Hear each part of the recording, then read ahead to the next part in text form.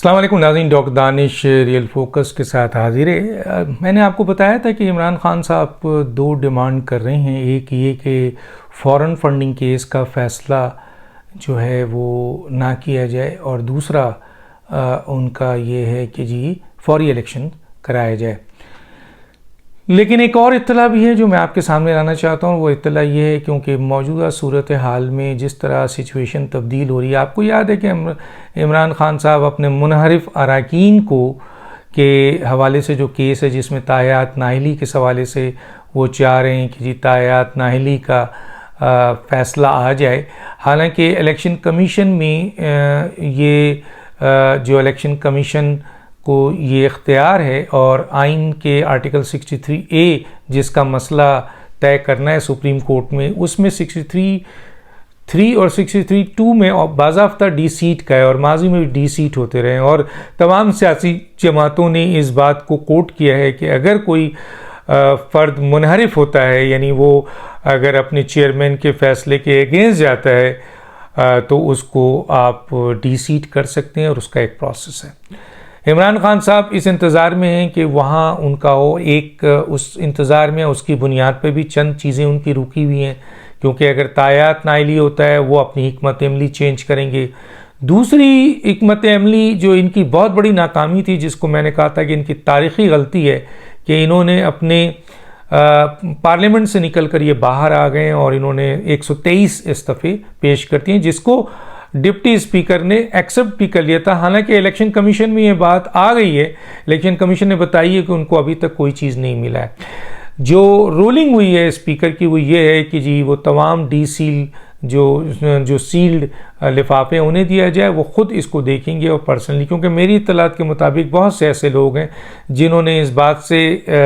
Agree किया है कि उनसे इस्तीफ़े दबाव की बुनियाद पर लिए गए थे, वो देना नहीं चाहते हैं। तो अगर स्पीकर ये फैसला कर लेगा कि जी वो चंद लोग जो हैं वो चाहे वो 30 के करीब हो, 40 के करीब हो, तो सिचुएशन फिर इमरान खान साहब की कुछ और हो जाएगी।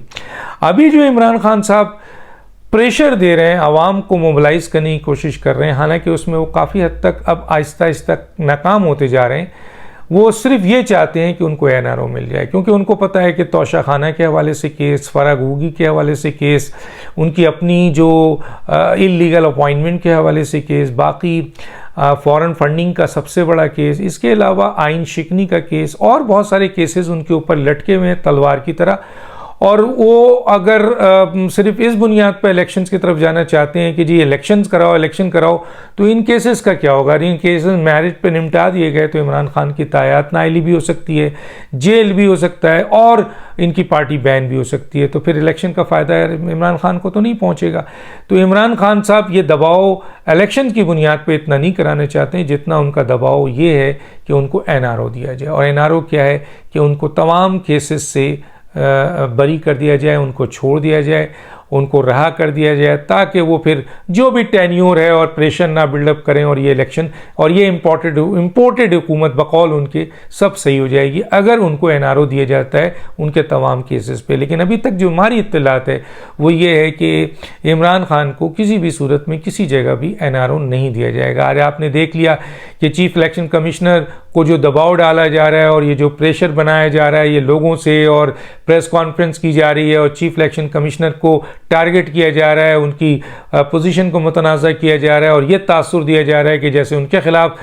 फैसले जो हैं वो पूरे प्लानिंग से हो रहे हैं। और ये तो उसको चीफ इलेक्शन कमिश्नर ने आज रद्द कर दिया। उन्होंने कहा कि जी जो भी फैसले होंगे वो मेरिट पे होंगे और वो किसी दबाव में नहीं आएंगे, और ये एक आइनी और कानूनी पोस्ट है जो मेरे पास है, और मैं इस आइनी और कानूनी पोस्ट की बुनियाद पर मेरिट पे फैसले दूंगा।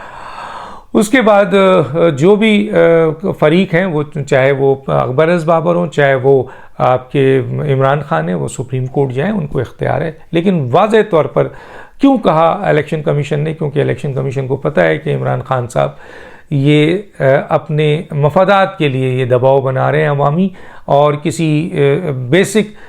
हुकूमत के लिए नहीं या इंपोर्टेड हुकूमत के लिए नहीं, महज सिर्फ अपने केसेस को ख़त्म कराने के लिए, जो उन पर रोज़ बरोज़ नए केसेस सामने आते जा रहे हैं। आपने सुन लिया होगा कि यूनिवर्सिटी के हवाले से भी केसेस आ गया है जितने दिन ये हुकूमत चलती रहेगी उतने दिन इमरान खान के और इनके रफ़क़ा के और इनके काबीना के अरकान के केसेस मंजर पे आम पे आते जाएंगे। लेकिन गिरफ्तारी उस वक्त होगी जब मौजूदा हुकूमत के पास ठोस चीज़ आ जाएगी, और वो ठोस चीज़ जैसे ही पहुंचेगी आप देखेंगे कि गिरफ्तारी होना शुरू हो जाएगी।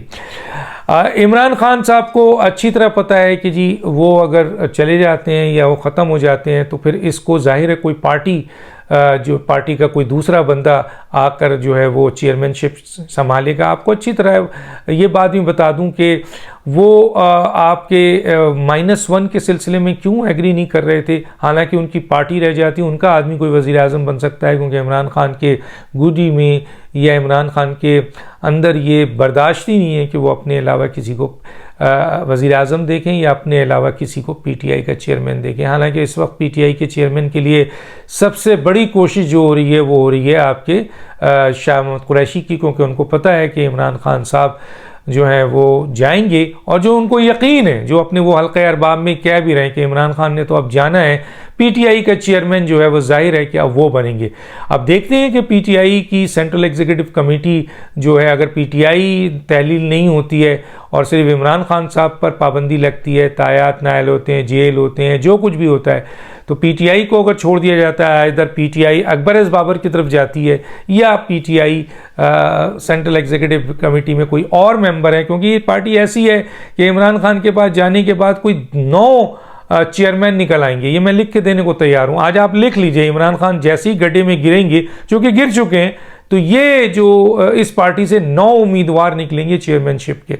जिसमें बाशमूल आपके ये भी होंगे, क्या नाम है, शाह महमूद कुरैशी भी होंगे, इसी तरीके से और दूसरे मेंबरान भी है। एक तरफ पीटीआई का क्लेम जो है वो अकबर बाबर, फौजिया कसूरी, आपके जो फाउंडर्स मेंबर्स हैं नजीब हारून, हामिद खान, ये सारे लोग एक तरफ हैं, और जाहिर है इनका भी एक हल्का अरबाब है। तो कौन चेयरमैन बनेगा ये वक्त बताएगा, लेकिन कोशिश जारी है। जिस तरह मैंने कहा कि 9 इस पार्टी से 9 उम्मीदवार आ जाएंगे। अब जो सूरत हाल सबसे ज़्यादा होती है कि एनआरओ, जैसे मैंने कहा कि एनआरओ देने को तैयार नहीं है, और यही चीज़ जो इमरान खान प्रेशर डाल रहे हैं आवाम के ज़रिए, इदारों पे डाल रहे हैं कि किसी तरीके से उनको एनआरओ मिल जाए। इसी तरीके से आप देख रहे होंगे फवाद चौधरी और शेख रशीद, वो भी प्रेशर डाल रहे हैं, वो भी अब फ़ौज को बुरा भला कह रहे हैं, वो भी अब आपके इदारों पे वो कर रहे हैं, वो भी अब अदलिया पे जो है वो अटैक कर रहे हैं। क्यों? क्योंकि वो ये समझते हैं कि इस तरह के अटैक की बुनियाद पर इदारे जो हैं वो कॉम्प्रोमाइज़ करेंगे और इनको रास्ता कोई मिलेगा और ये अपनी बचत कर सकेंगे। क्योंकि दूसरी बड़ी सियासी जमातें, जो भी इम्पोर्टेंट सियासी जमातें हैं, वो इन लोगों को लेने को बिल्कुल किसी सूरत में तैयार नहीं है, और किसी भी सूरत में शेख रशीद हैं, फवाद चौधरी हैं, ये इस किस्म के दूसरे बड़े लोटे हैं जो अब सियासी यतीम बन चुके हैं। इमरान खान के बाद इनका मुस्तकबिल बिल्कुल भयानक भी है, और इनका मुस्तकबिल जो है वो तारीख भी है। चुनांचे ये इन्होंने भी वो अमल शुरू किया है कि ये बाहर आके मीडिया में मुग़लज़ात बक रहे हैं और धमकियां दे रहे हैं, और ऐसे कि मई के बाद ये हो जाएगा और ये हुआ, और इमरान पे रख रहे हैं, क्योंकि वो सब कुछ इमरान पे रख रहे हैं, अपने आप को नहीं कि इमरान ये कर देगा, इमरान तबाही मचा देगा, इमरान खाने जंगी कर देगा, इमरान इनकी बैंड बजा देगा, इमरान इम्पोर्टेंट हुकूमत को ख़त्म कर देगा, इमरान इदारों को खा जाएगा। ये इनके स्टेटमेंट शेख रशीद के और फवाद चौधरी की ये हैं, ताकि कल करा को ये अमल कोई भी उनमें से हो तो वो कहें कि जी हमने तो इमरान खान पे, और इमरान खान तो